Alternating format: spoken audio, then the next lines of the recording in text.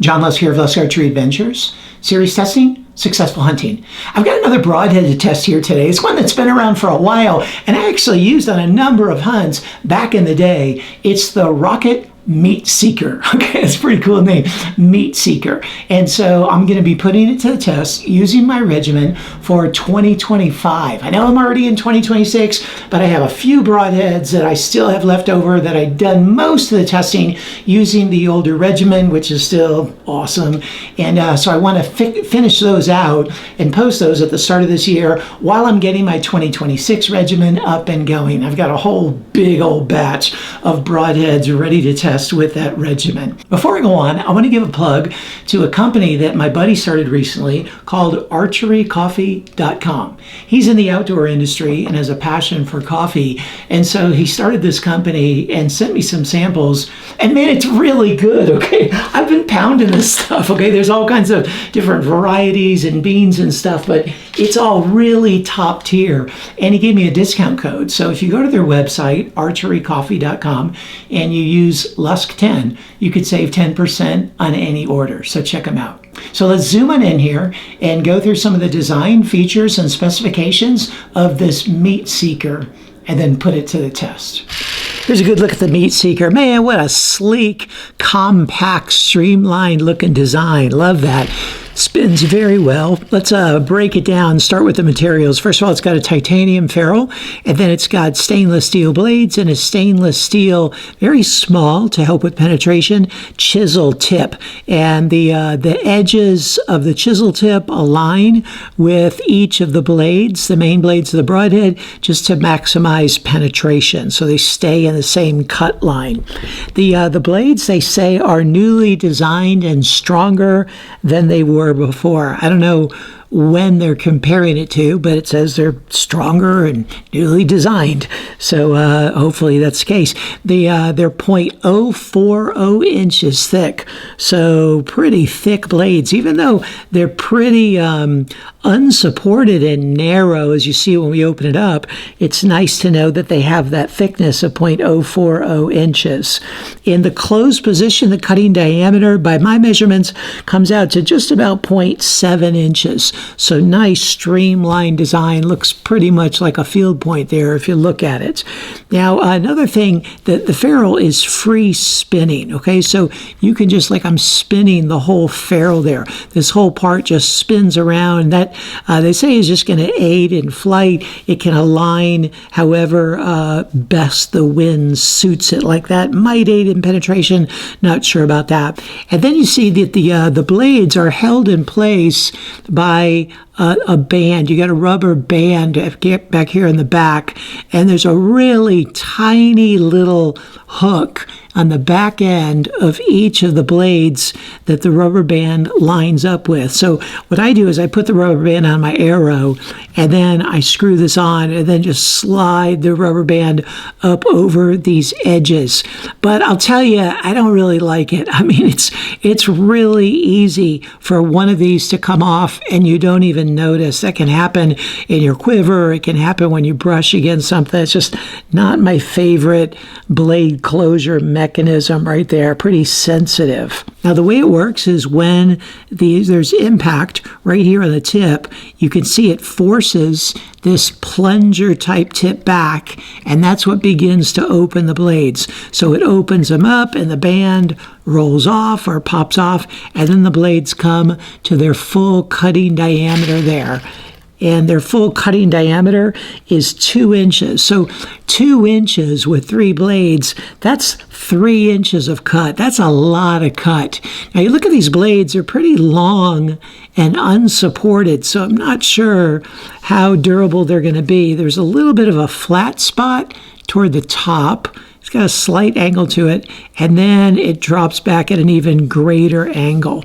And that's just to help there be a little bit more pressure to keep them open. It's that forward pressure on the front that as the blade is impacting, as the head is impacting, the pressure there is what keeps the blades deployed. Though I will say, in the past, when I've tested them and even hunted with them, I found there to be a number of times through a medium that they just seem to close up. Like they'll be be all open, and then there's just a little less pressure. Maybe they slow down or they hit a pocket or something, and they just can, close up like that really easily. They don't lock open or even remotely lock open.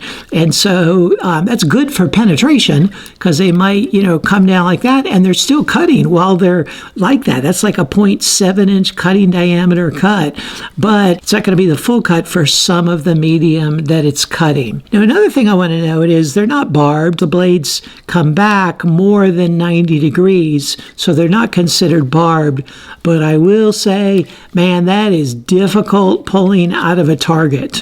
Wow, is it difficult? Because there's another feature I left out, that the blades are offset. And so if I pull up another one here and show you like this, let me try to line it up with the camera. I don't know if you can make it out, but let me try to point it there. But the blades are offset, meaning if you follow one down, it doesn't go straight through the center of the broadhead. It's offset, and that's going to create a really nice wound channel, because it's going to create some rotation.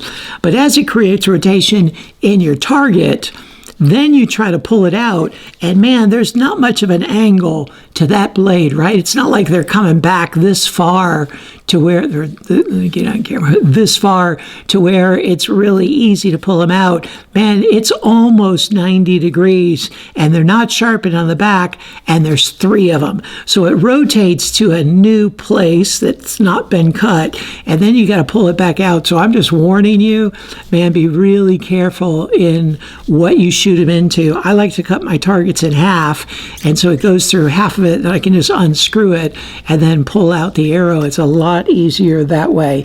But that's kind of a downside to it if you shoot it into a target like that. Now, as for the price, they come out to $13.33 per head. So you buy them in a 3-pack, and they come out to $13.33 a head. For resharpening, I would use the Stay Sharp guide called The Answer. That's a new one they've come out with recently. That's pretty much the catch-all. Like if a certain broadhead isn't fitting with one of their other guides, it probably fits with The Answer. That probably covers, I don't know what percentage of broadheads, but maybe 75% or something, and it will work with this, The Answer. So there it is. Really look forward to putting this Meat Seeker to the test and seeing how it performs.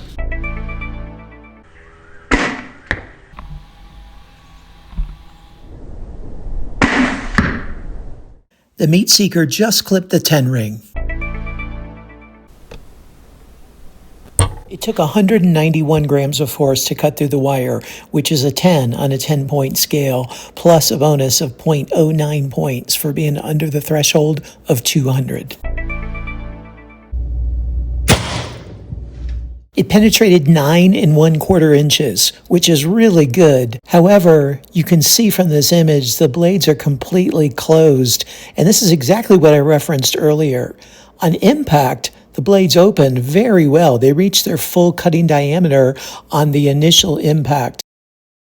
But by the last layer of the rubber foam mat, they had already completely closed.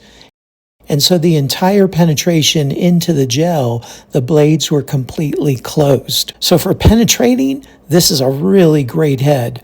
For having a good cut while it penetrates, this is not a good choice. Now, how relevant is that on a hunt, like in an animal? Well, that's up to you to decide. I will say I've shot this into animals and had them remain completely closed. After the initial hole, I've had them close back up throughout the entire penetration, just as we see in this test. At the same time, there was another time I used it that it opened up really well and the blades stayed open and it put a hog down really fast. So it really is kind of a 50-50 situation, I think, depending on where you hit the animal, as to whether the blades are going to remain open or not. It took an additional 60 grams of force to cut through the wire, which is an 8.8 on a 10-point scale. It penetrated through 63 layers. However, it had the same issue as in penetration test 1. There was initially a nice hole, but after about 5 layers, the hole shrunk down to just the closed cut size of a cutting diameter of 0.7 inches. So it's not going to get the full reward for penetrating 63 layers, but rather it's going to get a bit of a deduction.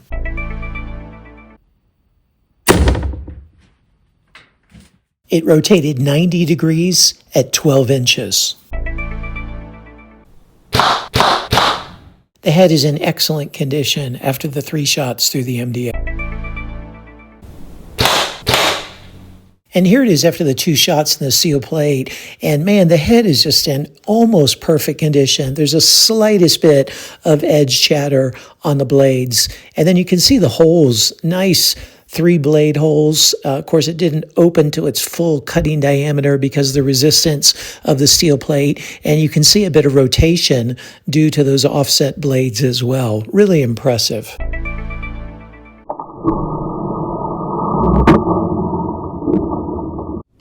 Here's the meat seeker after all the durability testing. And hey, through the MDF and the steel plate, it held up remarkably well. Like, I was really surprised it held up that well. Into the center block, this aluminum ferrule that houses the core there. You can see the core of the ferrule just was not strong enough, and so it broke on impact. But that shouldn't make you think this is a really weak head. It's not. To hold up like it did through the MDF and the steel plate really is impressive. Of course, you see its limitations in a 0 penetration test like this with the center block, but overall, really good durability. So what'd you think of the meat seeker? Man, there are so many things about this broadhead that are top tier. Like, its durability was good, its flight was really good, its penetration is good, its sharpness is good. There's just so many wonderful things about it, except for the confidence that I have in it opening. Now, you've heard me say many times, there's a number of broadheads that may not open in gel or may not open in a foam target, but that open fine in hide because there's a tautness to the hide, and that usually opens them up really well. So I do a test when a broadhead doesn't open well. I do a test where I stretch leather over a cardboard box to see how effectively it opens. That's not the problem with this one. This one opens really well. The problem is it closes really easily. And because the plunger mechanism that it uses, if there's not enough forward pressure, then the blades just contract back. And I tested this head quite a bit back in the day when I first started testing broadheads, and I noticed this. I would cut into different mediums and I would notice the broadhead just invariably would shrink way down. Now, hey, that helps with penetration because when the blades shrink down, they're still in a cutting position. It's just a really small cutting position, so they can penetrate really well, but it's a really small cut. And I use it on, best of my memory, 3 different hunts, which is probably more than I should have. But I use it on a turkey, I use it on a hog, and I use it on a doe, a big white-tailed doe in Missouri. All 3, honestly, were fantastic shots. I have them all on video. The hog, man, I hit it. It was quartering to me. I shot it right into that front shoulder, and man, it just made a ripping hole. Blood poured out. Thing went about 10 yards and piled up. That was the first time I used this broadhead, and I was like, man, this is awesome. And then I used it on a turkey, and man, I blasted that thing. It was like a center punch, really good shot. And it just ran off and then flew off, and I never recovered it. And then the third was on a white-tailed doe, and it was just a fantastic shot. Again, I have it on video, and it was a low double-lung shot, zipped right through. The doe ran off, and I was surprised. I could see it running through an open field for a long way, and it didn't collapse. And later, when I was looking, I only found like a couple drops of blood, never recovered the animal. So I recovered the hog, it did really well, never recovered the turkey, never recovered the deer. I can't say for certain that the broadhead was at fault. But I can say for certain my shots were really good, okay? They were close shots, and again, I looked at it on film over and over, and I just can't help but think that the broadhead didn't open, and so it made a really little hole in the deer, made a really little hole in the turkey. Maybe with a perfect shot, they would have died nonetheless, but they didn't. And so, honestly, I don't trust this broadhead. That's just me. Now, if I would have just shot the hog with it, man, I'd have said it's one of the best broadheads around. Now, I have to give that warning. Now, in the scoring, it scored relatively well in all the other areas, but this one area. And so I docked it a significant number of points just because it's like my caution. But beyond just the score, it's still, because of the strengths in the other areas, it still scored relatively well. So please hear my caution. Now, if you don't care about it and you have confidence in this broadhead, more power to you. I can understand why. It has a lot of incredible strengths. But hear my caution from testing in the lab, as well as testing on multiple hunts, that to me, this is a 50-50 broadhead in terms of whether it's going to open or not. I hope that's helpful to you. Hey, stay tuned for the overall cumulative score, as well as the corresponding Lusk grade, and stay tuned for a list of all the discount codes I can offer just to help you save some money in the field.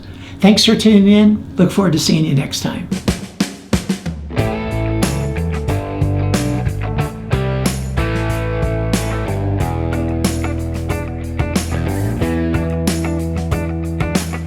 Here's a list of all the discount codes that I can offer, and notice that there's a couple new ones added.